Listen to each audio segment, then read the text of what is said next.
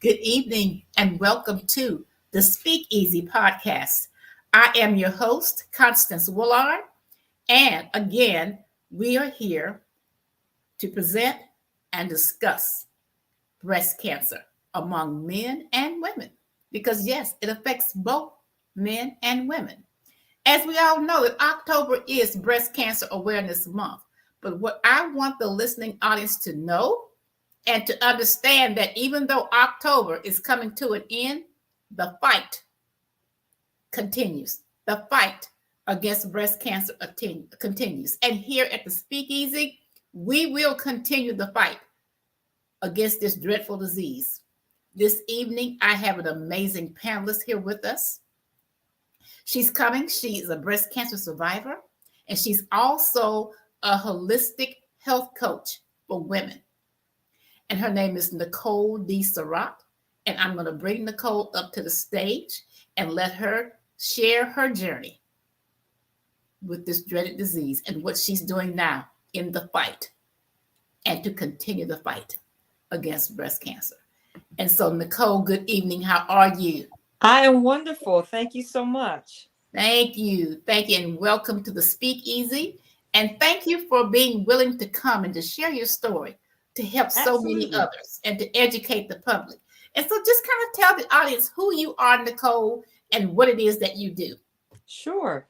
Again, my name is Nicolle D Surratt. I am an inspirational speaker and author, and I am a health coach. My company is called A Health Coach for Me. I am a holistic health coach supporting women's wellness.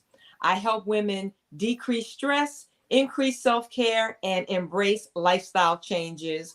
And my why is that I am a breast cancer thriver, and I don't want women to wait until they get a diagnosis of any type, whether it's breast cancer, heart disease, diabetes. I don't want those chronic health conditions to be the wake-up calls that force women to pay more attention to their health and wellness practices. Yes, and that is so true and that, like you said, it's not only for breast cancer, it's for anything. Especially when you know your history, your family history, and the things that you've seen relatives go through, like hypertension, diabetes, whatever. If you know you have that in your background, get yourself checked regularly. And women, own your breasts. They're yours, so own them. Do your breast self-exams.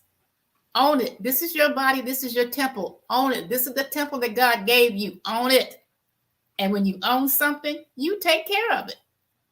You take care of it. So, Nicolle, I just want you to kind of just walk us through your journey with breast cancer. What was going on at the time you were diagnosed? What led you to the diagnosis? Sure. So I celebrated my 11th cancerversary in June. Yes. And for me, the diagnosis was very much a surprise based on how I had been taking care of myself since high school. I never drank, I never smoked, I exercised regularly, I ate properly, and I got this diagnosis. So not only was a breast cancer diagnosis, it was an advanced stage diagnosis at that. I woke up one morning, was getting ready to go to work, and the breast looked different. And I just thought, oh, it's pajama lines. So I just got dressed, went on to work, and did what I needed to do after work. And when I got home that evening and noticed that it still looked different, I'm like, okay, pajama lines don't last all day. Something is going on. So one of my good friends is a nurse. I called her up, told her what was going on. She said, tomorrow morning, call your OBGYN. So I did. And they said, the first availability is next month. When I got home from work, I called my girlfriend again. She said, call them back. Tell them it's an emergency. And I did. And I was able to get an appointment the next week. So, I could tell from the OBGYN's face that she was concerned just like I was. And I had what they call an inverted nipple. So the breast nipple looks pushed in. And, sometimes people think it's just about a lump. No, there are other signs that something is wrong. It could be discharge from the nipple, discharge that's not breast milk. It could be redness, swelling. It could even be some tenderness or lumps under the arm because you have lymph nodes under your arm. So I don't want your listeners and your viewers to think it's just a lump. If I don't have a lump, then I'm good. If anything looks off, it's worth investigating. So as you were telling people at the beginning of the show to know your breast, nobody knows your body like you. We need to know what our breasts look like and feel like. And the minute that you see or feel something different, that's red flag enough. So, I go from the OBGYN to getting a biopsy. And I got that call at work a few weeks later that it was cancer. And again, very much a surprise to me and to anybody who knew me based on, again, how I had been taking care of myself. But I will say, Ms. Constance, that I knew that there was purpose in my diagnosis from the very beginning. Yes, I did cry. And I'll say, and I share this in my book, is that, God got my attention. And he reminded me that all of the years that I spent on Separated Street and Divorce Drive, he took care of everything that my children and I needed. And I realized, yeah, he did all of that and so much more. He can handle a breast cancer diagnosis. So at that point, my goal became living by any means necessary. And they thought I was maybe a stage 0 or 1. So there are 5 stages of breast cancer, 0 through 4. And I was a candidate for a procedure called IORT, intraoperative radiation therapy. So they remove the tumor, administer radiation on the table, and that's it.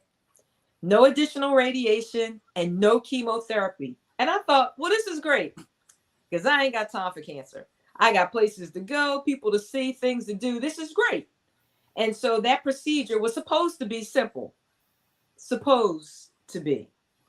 When I came out from under the anesthesia, I was informed that the cancer spread beyond what the test results revealed initially. And I went from a 0, maybe a 1, to the other end of the spectrum to a 3C. So an aggressive cancer, which would require aggressive treatment, which started with chemotherapy. And the following month, as I waited for my first 6+ hour chemo treatment, I received a phone call from the nursing home in which my mother resided on the Alzheimer's unit that as her caregiver and power of attorney, they needed me to sign the paperwork to start the hospice process. And a few weeks later, I lost my mom. And it was a whole lot that I needed to manage. Both of my children were in college at the time. I am not an only child, but there's more than 20 years between me and my late brother and sister, same parents. And so everything fell on me, and all of my family lives in DC or in that area. So I had a lot on my plate, trying to work full time, going to chemotherapy every week. Chemotherapy just left me too weak to clean my house, to cook my meals. And I'll have to tell you, Miss Constance, that me and my superwoman complex, I was too proud to ask for help. And so what should have taken 6 months of treatment actually took a year and a half because I had a whole lot of delays. I had issues with low white blood cell counts.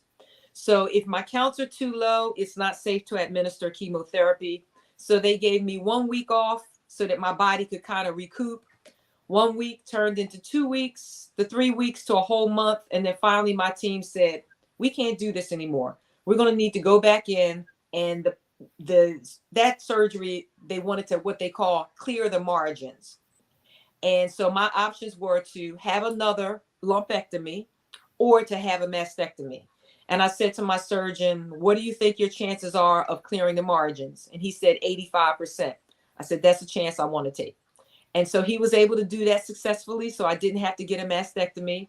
I did have radiation, had an issue with what they call a skin breakdown. So they can't administer the radiation. And that was a problem because my son was getting ready to graduate from college out of state. And I told them, I am not missing that boy's graduation. Y'all gonna have to figure out something to do. So I was able to attend his graduation and I did finish my chemo. And actually to this date, my white blood cell counts are still low. So they don't know if they were low because of chemotherapy or if I was just low from the beginning. Yeah. And so that's the short story of my 11 plus year journey. Okay, well, thank you. And I'm glad that you said what you did when you were saying about the symptoms and about the lump, that there's not always a lump. And that's what we have been conditioned to think, that Yes. it's always a lump. But I'm learning more and more each day that it's more than that. A lot of times there is no lump. It's a lot of things going on. And so my main goal, and I'm glad you also said that there was purpose in your diagnosis. Mm-hmm.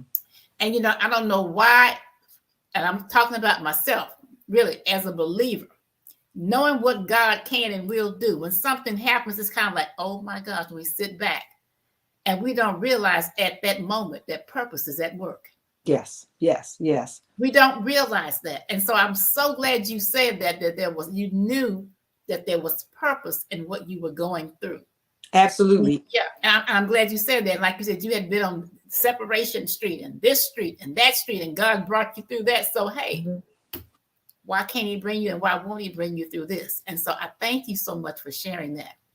And so knowing that purpose was in your diagnosis and what you were going through and the different roadblocks that you encountered, how did that kind of lead you to the state where you are now as far as your advocacy that you're doing mm-hmm. and becoming a holistic health coach? Sure. Again, because I knew that there was purpose. Now, it took me a couple of years to figure out that purpose. Actually, right. I was working, as I mentioned, full time, but my job was stressful. And I realized that I could not fight cancer and the people on the job. So I walked away from the job. I finished all of my treatments, and then I started looking for a job and couldn't find a job.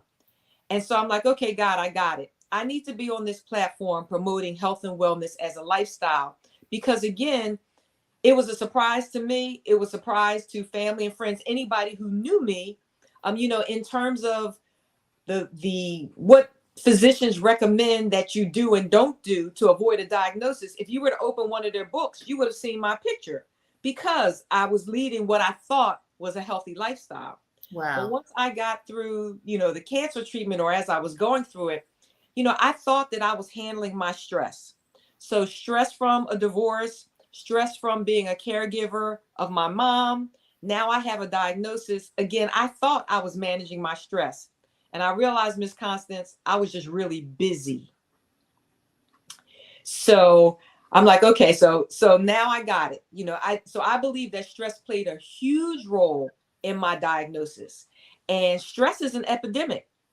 And, people don't realize the impact that stress can have on you, because you may not see it outwardly. And, it doesn't make a difference where you look. Stress is just everywhere. It can be the traffic. It can be the money or the lack thereof. It can be the job, the coworker, the boss, the children, the husband. Sometimes it's the husband, Ms. Constance. Mm-hmm. So we've got stress coming in different areas. And I'm like, okay, I want to be on this platform because, people were surprised that it happened to me, but there are a whole lot of people that aren't taking good care of themselves. So it can happen to anybody. And yes. I'm glad that you mentioned at the start of the program about men getting breast cancer. If you have breasts, you can get breast cancer. Exactly. The same way, if you have skin, you can get skin cancer, regardless of the amount of melanin in your skin. So men have less breast tissue, so their chances of getting breast cancer is much, there's a greater margin. For women, it's 1 in 8. For men, I want to say only about 2% of all breast cancers men get. So we've got to keep that in mind. And so my thought is, okay, I believe that we are modern day superwomen dealing with a modern day kryptonite called stress. Mm-hmm. And we combat stress through self-care. So I help women see that self-care is not selfish, but it's essential to every aspect of our health and wellness. And when I use the word health, I think a lot of people, Ms. Constance, think, oh, health is just the physical. No. Health is the physical, the mental, emotional, spiritual, financial, occupational, relational. It's all of that. And we make the mistake of seeing those areas in isolation without realizing how interconnected they are. And if one is out of sync, there's the possibility that they all can fall down as dominoes. So I'm helping women to see that self-care is something we need to do daily. Yes, it's nice to go get your hair done. It's nice to go get your nails done, but we need to be taking care of ourselves every day, even if it's just 5 minutes. 5 minutes to go outside and inhale and exhale. 5 minutes to sit down and read a chapter in a book. Because the truth of the matter is, when you're stressed out, everybody knows about it. Mm-hmm. So when you take a few minutes or longer, and I'm hopeful we can get to longer, to take care of yourself, when you come back refreshed and rejuvenated, then everybody with whom you live, work, and play, they all benefit. And so that led me to becoming a health coach. I'm a former educator. I spent 25 years in the field. And as I'm participating and starting to speak professionally, I'm in the National Speakers Association. I'm doing Toastmasters things. And I always just felt like I'm in the presence of people who have all of these letters in front of their names and behind their names. I need to go back to school and get some type of a degree. But of course, I didn't have that kind of time or money because I wanted to make a difference right away. And people would say to me, but Nicolle, you have something that most of those other people don't have, which is lived experience. Exactly. So they said, don't worry about getting another degree. Just go ahead out there and speak. So that's what I was doing until COVID. So COVID comes and it shuts down, my speaking engagements, and it really gave my time. So, I do presentations virtually, but it's nothing like being in front of a live audience. Yes. So yes. I went back to school and I graduated from the Institute of Integrative Nutrition.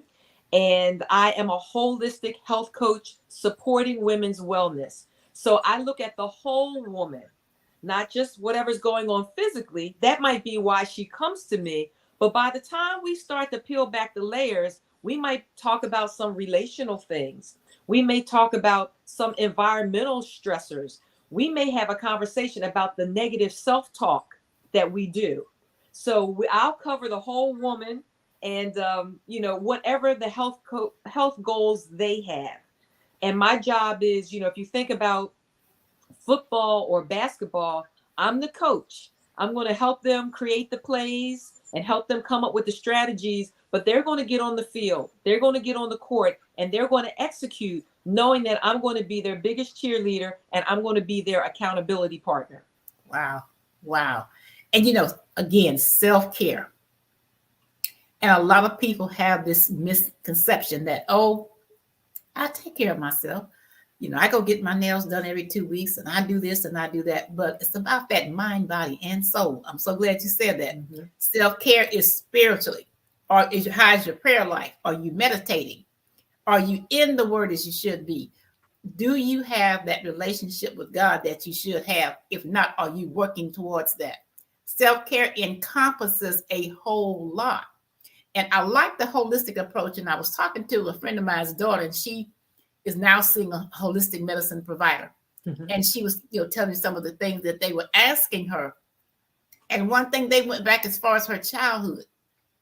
Said, can you remember anything or any discourse that was going on in your household at that time? Or was there anything specific? Because all that is important. And I'm like, never thought about that, but they're absolutely right. So you're right. It's the whole total person.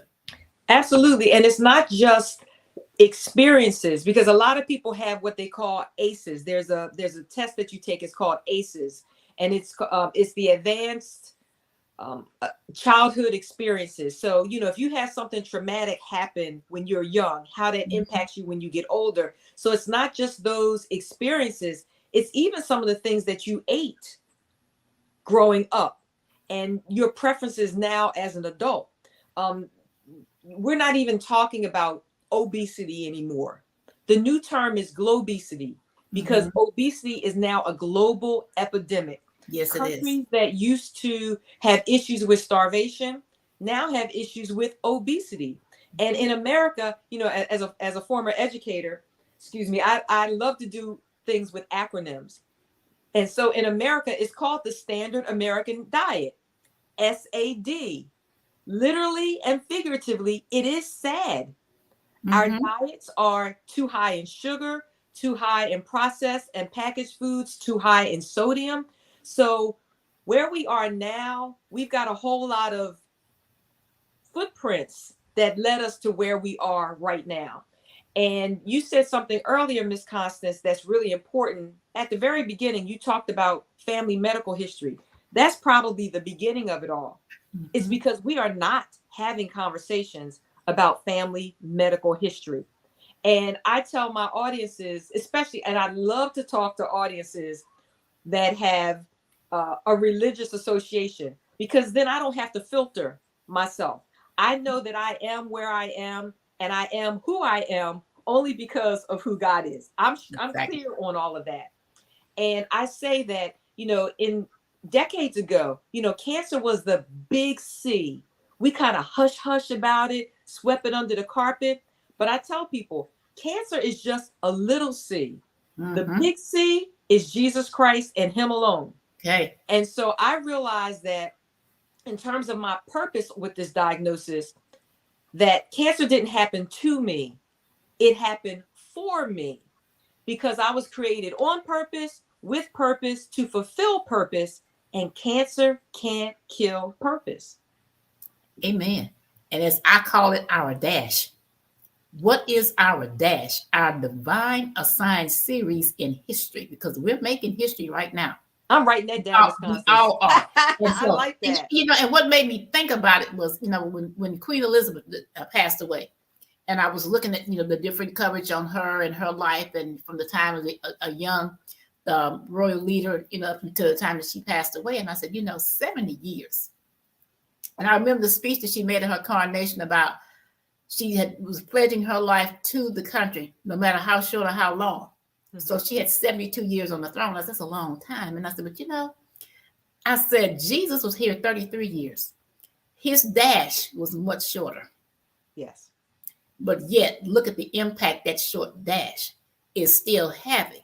Absolutely. In the lives of everybody today, 2,000 years later. So it doesn't matter about the length of your dash. Okay? It's about the purpose and the intent that you operate under within that dash. So, Nicolle, I say to you, your dash, okay? And you were saying about going back to school. I love it when people say that. You know what? My theory is education is a good thing. I love education too, but it's not the alphabets in the soup that make it taste good. That sounds like a t-shirt, Miss Constance. Yeah. It's not the alphabet in the soup that gives it taste, okay? It's the savor of the other ingredients, the vegetables and the meats. The alphabet is just an extra. Yeah. It brings no flavor, but it's the other thing. So you have a message, you have a purpose, and no degree determines that. No degree determines our purpose. And a degree may enhance it. Sure. Yeah. Okay. But at the end of the day, it doesn't matter. Take away the degrees and take the alphabet out of that soup. The soup still has it going on because you have purpose. Amen. And so I want you to keep doing what you're doing. I love what you're doing. I love how you're getting out there and you're educated because the public needs it. Mm-hmm. And so my thing is for young men and women coming up now, they don't think that it's a different generation. They don't think the way we think. They don't see things the way we see things, but yet the same things impact them or affect them the same way. Cancer affects them the same way. And so since I have been doing this series this month, and I'm like, wow, I need to educate my son on breast cancer in males. I need to educate him on that. I have a grandson now. I need to educate when he's old enough, start educating him on that. Right. And so as a former educator like myself, how do we get that word out there to reach the masses? How do we engage them in the necessary discussion to help them to save their lives or save the lives of someone that they love? Got it. Before I answer that question, Ms. Constance, can I go back to something I said? Sure. I just thought I said the wrong word. ACEs is adverse childhood Okay. experiences. Adverse Okay. childhood experience. I just want to make that correction. You know, we need to start the conversations. We need to know about family history, not only on the mom side, but on the dad side as well. Because there are some male cancers, like prostate cancer, that have a connection to breast cancer. So we need to not only just verbalize that history, we need to write it down. And I think, again, as a former educator, that if we don't do that, it's a disservice to the next generation. Yes. Because if you know that, let's say, high blood pressure runs in the family, if I know that at a younger age, or even if my parents know that at a younger age, that should change what I'm fed or what I'm exposed to. Because we don't want to wait until we get a diagnosis to start making those changes. We need to be proactive instead of Yes. reactive about our health. Exactly. If we wait until we get a diagnosis, it's probably going to be more difficult to treat, and it's probably going to cost more money. So let's again be proactive. So let's start at younger ages. You know, if there are issues with salt and sugar and all of that, we really need to get back to eating to live instead of living to eat. And the approach should be to eat as if our lives depend on it, because it really does. And we have to understand that companies that produce these products, they don't care about our waistlines. No. They care about their bottom line. So we have to be educated consumers. We need to be able to read those product labels and understand what we're putting in our bodies. And if you I know me personally, if I pick up something and it's too high in sugar, too high in sodium, too high in fat, it's going back on the shelf. Because for me, I realize that I'm fighting cancer every day with the decisions that I make. What to eat, not to eat, drink, not drink, exercise, not exercise. The people I allow in my circle, the amount of stress I allow in my life, I'm making a decision every day. We all are. And I want people to make a decision that's going to move them closer to wellness as opposed to illness. And for the most part, we're making decisions that are leading us towards illness. So in terms of our young people, having the family conversations, I think that's very important. The other thing is what I'm finding out with some of the work that I do with local and national cancer organizations, and some of the work that I do on Capitol Hill. Breast cancer is impacting younger women more and more frequently. Mm. And we need to have the conversations. I'll share this with you, Ms. Constance. There are some things that we can do to reduce our risk of breast cancer. So I call them the ABCDEs of breast cancer. So A is for alcohol. Alcohol increases your risk of breast cancer. So with the work that I'm doing locally, we already knew that in some of the campaigns that we are releasing into the community.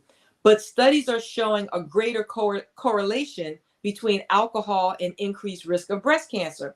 So my thought is, as an educator, we need to have conversations with our young ladies in college. And again, we can't wait until our young people become young adults to start having conversations about stress management and self-care. Mm-hmm. So to let them know that alcohol can increase your risk of breast cancer. So that's A. B is breastfeeding. Breastfeeding reduces your risk of breast cancer. So not only does it increase the bond or improve the bond between mom and child, it saves you a whole lot of money, especially if we have another formula shortage. Exactly. And it reduces your risk of breast cancer. So that's a win-win all the way around. C is all about the chronic stress. And stress, not all stress is bad. There is a good stress. It's called eustress, EUSTRESS. So that's when you're going on stage for a performance, or you've got to give a big report and the butterflies are going in your stomach. But then when you come off the stage or you finish your presentation, the butterflies settle down. So that's acute stress. It's temporary. It's the chronic stress that's long-term, that's leading to chronic health conditions like the high blood pressure, the heart disease, the diabetes, the depression, the anxiety, the obesity, and the cancer.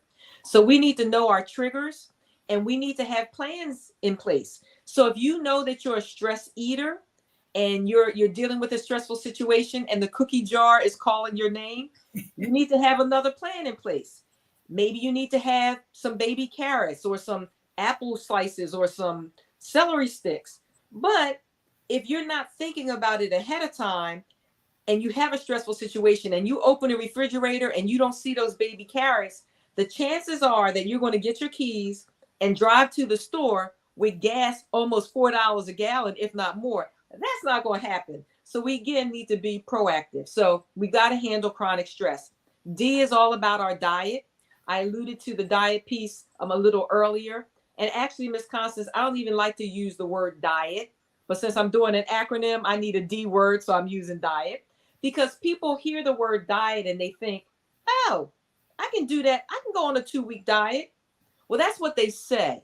Mm-hmm. But what they're thinking is on day 15, I'm going to get a big slab of ribs, a big bucket of cheesy fries, because it's going to end for them. And this is a lifestyle change. Every day, you don't have to make a huge overhaul, but just it's the little changes over time that really amount to much. So that's the D. E is for exercise. We're actually moving away from the word exercise to use the word movement. But again, I needed an E word, so I'm going to use exercise. But it's about moving your body. When people hear exercise, they think, now I got to join the gym. Now I got to spend money on clothes and shoot. No, it's about moving your body. If you love the garden, that counts. Walking the dog, that counts. Vacuuming counts. And if I could just share a secret with you, just me, you, and your listeners, you can take the stairs instead of the elevator or the escalator. Okay. Mm-hmm. But I want people to know that if you're not used to exercising or moving your body, or you want to make some dietary changes, please check with your physician first. And the S is for start today. You know, I believe that people know they need to make change, but they can be so overwhelmed by the amount of change they need to make that they just hit the default and they do nothing. And as women, we kind of get caught up wanting to see the whole spiral staircase. We don't move. My thing is, let's just take the one step. Take the one step. When we finish that one step, then we worry about the next step, as opposed to what's at the bottom of the spiral staircase. So instead of thinking, well, one day I'll stop smoking, and one day I'll change my eating habits, and one day I'll have that challenging conversation with a family member, move from one day to day one. And let's just get started taking better care of ourselves. Yes, exactly. For someone who struggled with obesity for 47 years, mm-hmm. You're right. It's a lifestyle. It's not a diet, because I had dieted all of those 47 years and was successful, but put it right back on. Was not able to sustain. But when I made the lifestyle change, right, I'm heading into year 13 of keeping the weight off. So yeah, so it's a lifestyle. It really is. It's a lot. And for me, it wasn't. I didn't really change what I ate. I changed portions. I taught myself portion control. Mm-hmm. And so it's about figuring out what your triggers are. You know, what's going to work for you, and like you say, start one step at a time. Yeah. I tell people, Rome was not built in one day. Right. You did not gain 50 pounds in one day. And so we can't expect to lose it overnight. Exactly. You know, and so I love the things that you're saying as far as the exercise and the movement. And it doesn't mean joining a gym. Hey, if you're a 60s baby or a 70s baby, put some Al Green on and clean your house up. I promise you, you're going to get a workout. I promise you, because you're going to start reminiscing about what dance was out at that time, and you're going to try to do it while you're cleaning. Good workout. So there's different things that we can do to make that first step toward wellness. And so I thank you so much for sharing that. And, you know, we talked about stress. And you were saying with young women, but, you know, our little kids are stressed. Absolutely. I'm so glad you said that. Because, you know, when COVID hit, we thought it was going to be 2 weeks. You know, children were going to come home, and 2 weeks turned into 2 months, and 2 months. And here we are at 2+ years. Mm-hmm. I put my teacher hat on. I got on social media because I thought, oh, my goodness, parents and guardians are not going to know what to do with their little people. Mm-hmm. So I started giving them things that they could do at home. Go in the kitchen and make something. It's a recipe. We're talking math, science, vocabulary, all of that. Exactly. I had a friend who is a high school English teacher. And so she did the same for the older grades. And I let families know, just because they may not have the language, do not think that your little people are not stressed out, because they were wondering, why am I home again? I didn't get on the school bus. I don't see Mhm. my teacher. I don't see my friends. I didn't put on my uniform.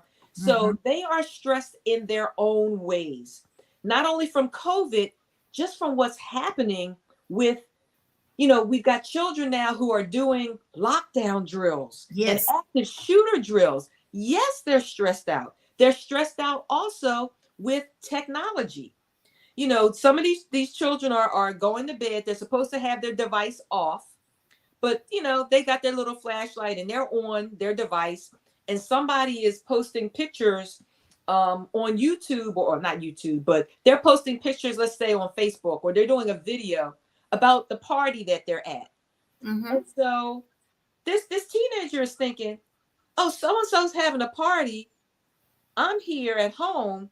Why Mhm. wasn't I invited to the party? Is there something wrong with me? So it's a completely different generation. Yes, it is. And we've got to be sensitive to what they're dealing with, the technology, just the world happenings, all of that is so major. We have to keep, our children in our thoughts and our prayers, and their guardians, and what they're being exposed to, because Yes. they're exposed to stuff in real time with these games and stuff. They see crime, they see violence, but when it happens in your neighborhood, you don't get a redo like you do No. on the game. You can't start over again. No. And it's really a sad state of affairs. It is. And I think about children now compared to 60 years ago when I was a kid. The Mm-hmm. things that these kids go through now, I couldn't, as an adult now, at my age, imagine the things that they are going through and Mm-hmm. witnessing. I mean, I wasn't afraid of going to school and worry about somebody coming in there shooting in the school. Right, That, right. that didn't, we didn't worry about that. We were carefree and, having a good time with our friends. We didn't worry about things like that. Well, these kids, that's in the back of their minds. And the first time I went to a high school about 5 years ago and had to walk through a metal detector, that did something to me. And I'm like, you Mm-hmm. have got to be kidding me. These kids are Right. going through this every day, but it's for their safety and protection. So, yes, stress is not just for the adults, Correct. it's for the little ones coming Yes. up. It's all kind of stress there for them. So, we need to work with them on how to relieve stress because they are fearful of things. And I know as a kid, me personally, when I was fearful of things, I didn't want my parents to know that I was going through that.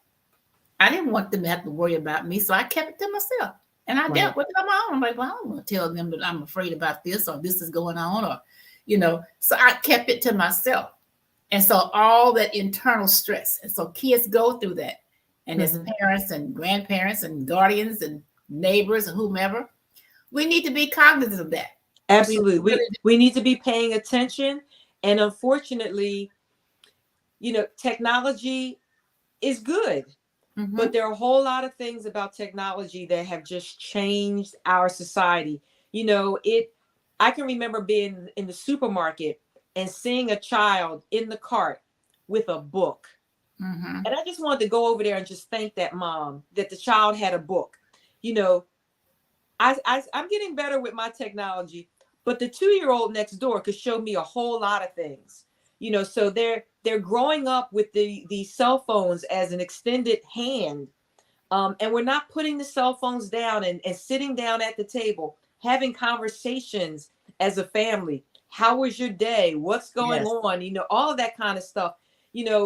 Well, if in a lot of families, if they're sitting down, and mom's got her phone and dad's got his phone, and all at the table.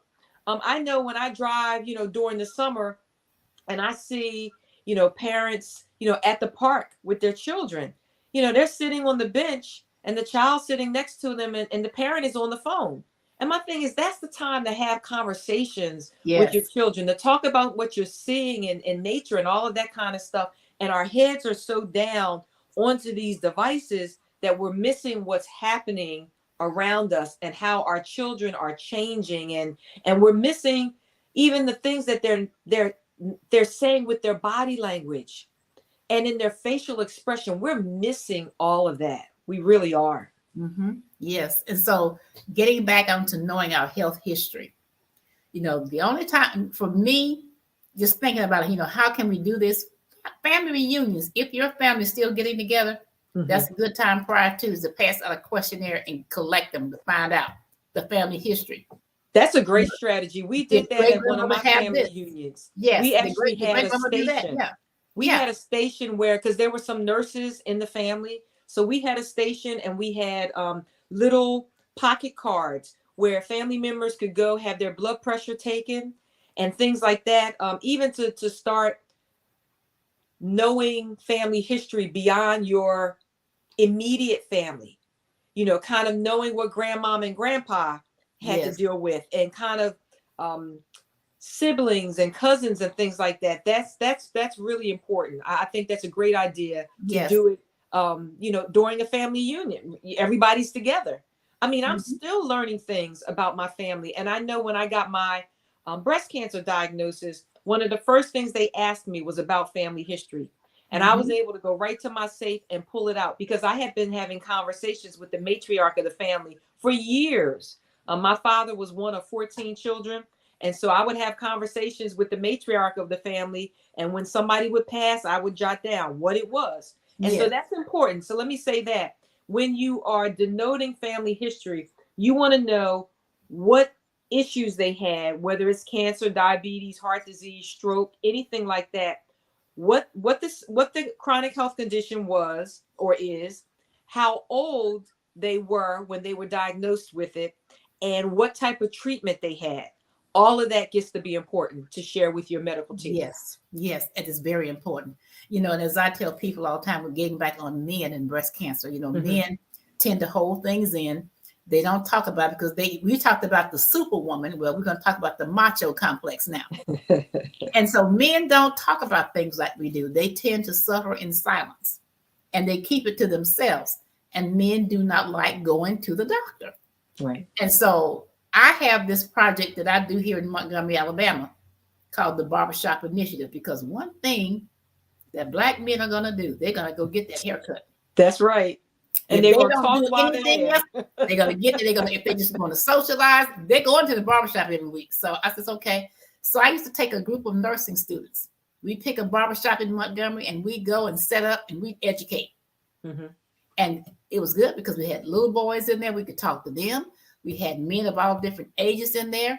And one man was there with his wife, and he didn't want to hear. And I told him, and she was, telling him to pay attention. I said, don't worry about it. I said, let him ignore it. I said, then when somebody else is sitting in his chair, he's going to be upset because he's not going to be able to sit there anymore. So then he drew up and started listening when I said that. But, we have to be creative. Yes. We really have to be creative. There's not one set way of doing things. We have to be innovative, and we have to be creative to get the word out there. So it is my commitment here at the Speakeasy. As I said, October may be ending, but the fight for breast cancer continues. It is not ending. We are going to continue to heighten awareness and to provide avenues for education, because this is something serious. And another thing that I've discovered since doing this series is the trials, the clinical trials. Now, our community, we're the ones that's most affected, but yet we're not participating in these trials. So how do we get good results that's going to help us if they're not using us in the research? Yes. So you bring up a very important point. Actually, 2 to 3% of clinical trials include women of color. And you're right. White women are diagnosed with breast cancer more frequently, but Black women are dying from breast cancer at a 41% rate. At a 39% rate, they are experiencing a recurrence. And our survival rate isn't as good. So you're right. And people don't understand clinical trials. So as an advocate, that's one of the things that we are, trying to get people to understand. And that in communities of color, our experiences with the medical community in Yes. terms of trials and experiments has not been a pleasant one.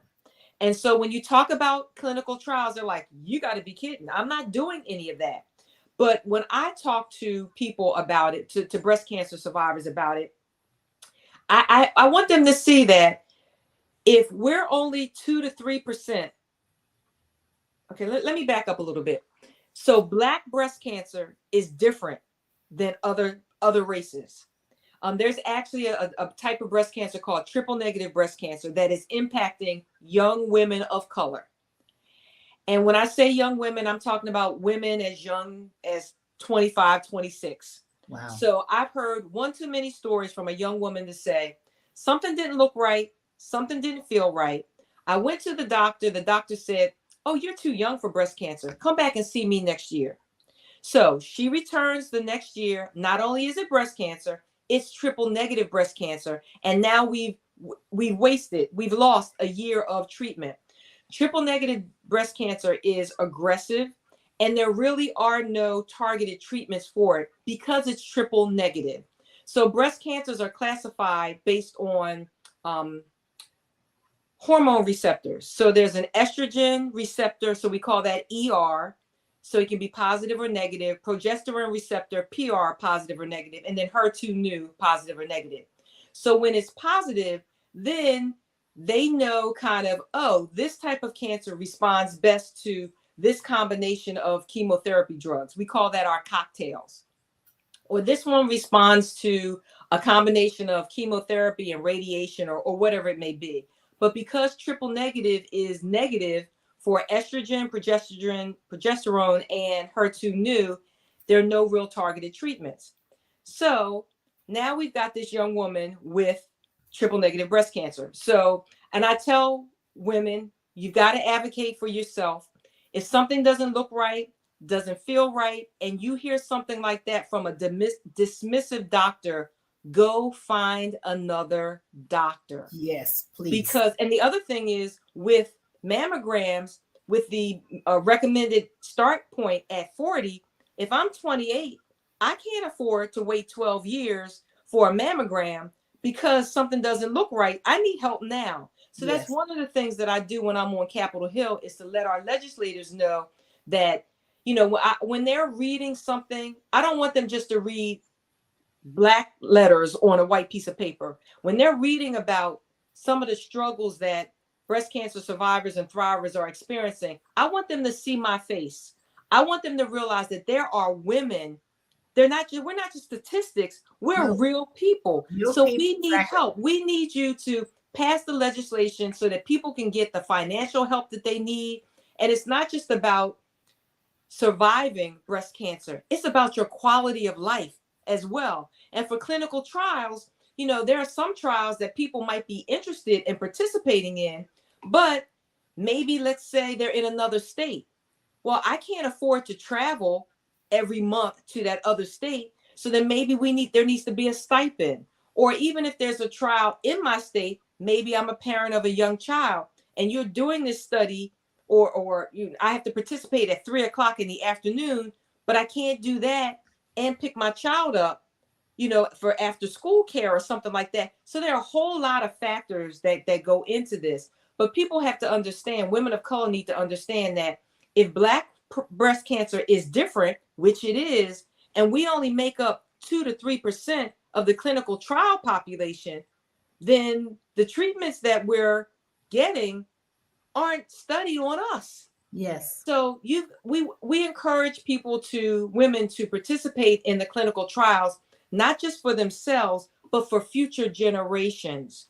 And I've been in sessions, Ms. Constance, where a woman said, you know, I participated in XYZ clinical trial 25 years ago. And what she participated in was a treatment that I took. So I was telling her, thank you. Yes. You know, because you went through that trial, you were a part of that. Now we know that this is a treatment that has a good response. I took it 11 plus years. I'm still here. So we've got to see that. We've got to see the correlation. And people also need to understand, Ms. Constance, is when we talk about clinical trials, it's not that one person with breast cancer is getting treatment and somebody else is getting a placebo. That's not how it works. And there's so many more standards in place so that those bad experiences that communities of color have experienced in the past, so that those type of things never happen again. Yes. So if you have a very aggressive type of breast cancer, or a rare breast cancer, one of the best places you can be in is involved in a clinical trial. Yes. And you're talking about the mistrust in our community. Mm-hmm. 30 miles east of where I'm sitting right now, Tuskegee. Okay. The Tuskegee experiment. And that still is in the minds of a lot of people. And so I remember when the COVID vaccine came about, Yeah. And we had people on the radio here telling the communities, do not trust the government. Do not take the vaccine. It's not safe. Why? Because of that's in their mind. So we have to educate, to elevate and bring people out of those mindsets. Absolutely. Yes, it was wrong. Yes, it did happen, but let's move forward. Things have changed, and let's be a part of the future change. Correct. And the other thing, Ms. Constance, is anything that people are taking, if you're taking any prescription medication, if you're taking over-the-counter medication, Exactly. they've all gone through trials. Exactly. But we don't correlate it like that. We No. don't correlate it like that. No. So. No, we don't. You're absolutely right. And, you touched on something else about, livelihood and lifestyles, so forth. I was not aware until I started doing this. And I said, this has been an educational process for me. Mm-hmm.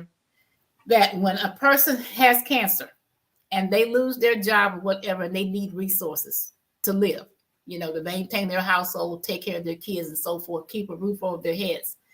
I'm thinking in my mind that the American Cancer Society and Susan G. Komen, these places were available to provide resources. And I found out after doing this series, that's not the case. That the money they raise is strictly for research, not for financial assistance of any kind. There may be some local organizations that can help, but that you have to investigate based on, where you live. But, when we talk, to our legislators on Capitol Hill, for example, there are some bills, there are some restrictions. So let's say you have an aggressive type of cancer, you have to wait, and it's been a minute since I've been on Capitol Hill, so I may get all of this kind of the timeline wrong, and I need to brush up on that. You have to wait, let's say, 6 months before you qualify for, I think it's maybe Social Security or Social Security disability insurance. So you've got to do this 6-month waiting period and then another 2-year waiting period. If you have aggressive breast cancer, you don't necessarily have 2+ years to wait for somebody to, give you financial help. And women, unfortunately, Ms. Constance, are having to make a decision. Do I pay out of pocket for something that can possibly save my life? Or do I pay to put clothing on my children's back and food on the table? That's a decision that people should not have to make. Exactly. And President Obama made that same point. He said his mother had that same dilemma. When it came to her, do I pay this bill or do I pay for my treatment? That was the same issue that his mother was facing. And that's why he was so for making the change with healthcare and reforming healthcare, because of that personal experience. Wow. Yeah. And when I go to Capitol Hill, I'm a voice for I call them my bosom buddies and my LinkedIn Pink sisters. And sometimes survivors don't feel like they have a voice. Well, I can go to Capitol Hill and I can represent them, represent myself and represent them. But we all have a voice with our vote. So we can, we need to know where people stand on these issues, people who are running for office, where they stand, and then make a decision on what's important for you and your family, and do they support that or not. Exactly. Very important. And as I tell people, all elections are important, but focus on your state and local elections, because that's where the action is. It's not always the national. Start at the local levels. Right. That's where you get the most traction a lot of times. So you need to know who people are that are running to represent you. And before you give them that power to do that, know where they stand. And so, Nicolle, if anyone in the listening audience wants to find you, how would they find you? So I am on LinkedIn, and my name is on the screen, Nicolle D Surratt. You can also go to my website. I made it easy, Miss Constance, healthcoachforme.com. That's also my email address, Nicolle, Nicolle at healthcoachforme.com. I'm happy to talk to women, about their health and wellness goals. I'm happy to do what I can for my bosom buddies and survivor sisters. If you have questions, even if they just want to vent, I make myself available because nobody understands the journey like somebody who's been there, done that, and got the pink t-shirt. Exactly, exactly. So, Nicolle, I thank you so much for coming this evening and sharing with us and educating us, enlightening us, because there's so much. There is so much. And I thank you so much for coming. And to the listening audience, again, October is ending, but the fight against breast cancer is continuing. And here at the Speakeasy Podcast, we will stay in the fight and we will continue in the fight. And so until next week, may God continue to bless you richly today, tomorrow, and always. And have a good evening. And Nicolle, again, thank you. Thanks, Miss Constance.